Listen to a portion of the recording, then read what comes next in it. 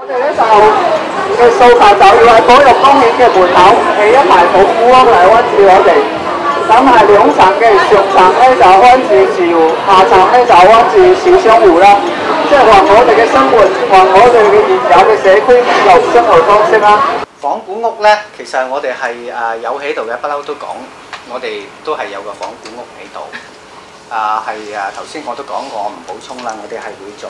細節嘅咧，你哋都有計劃起仿古屋嘅，但係唔係俾我哋嘅。係啦。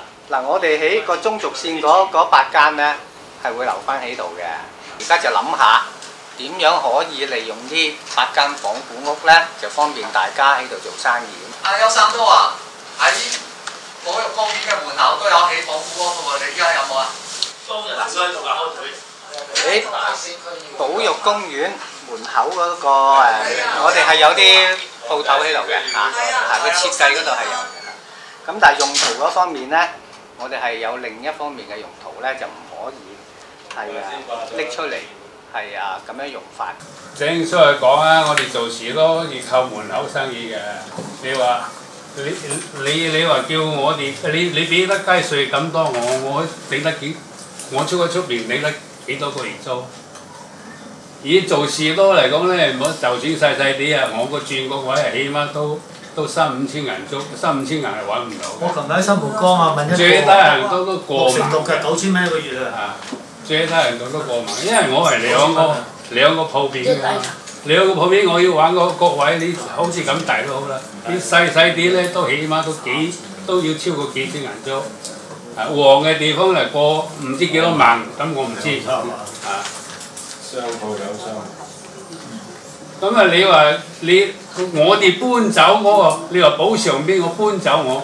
咁你要整幾多年先至可以俾我翻嚟啊10年都止，係嘛？機場都10幾20年，都未起到。你一定要嘅時間，咁我出去我話點樣交租啊？我而家喺度唔使租㗎嘛，係維持我嘅生活㗎嘛，嚇。咁你可以俾得幾多錢我喺出邊做緊生意啊？以我咁嘅年齡，我出去係揾唔到工做嘅啦，呢張身份證擺低冇人會請你㗎啦，係嘛？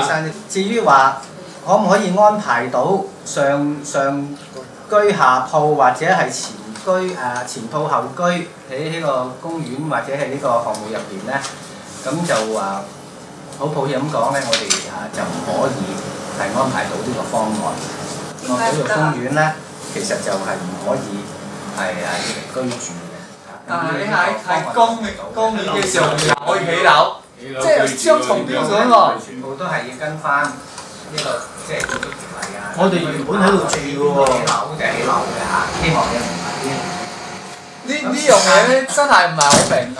即係大平台嘅下邊就唔可以住人，咁啲大平台嘅上面就700幾個私樓。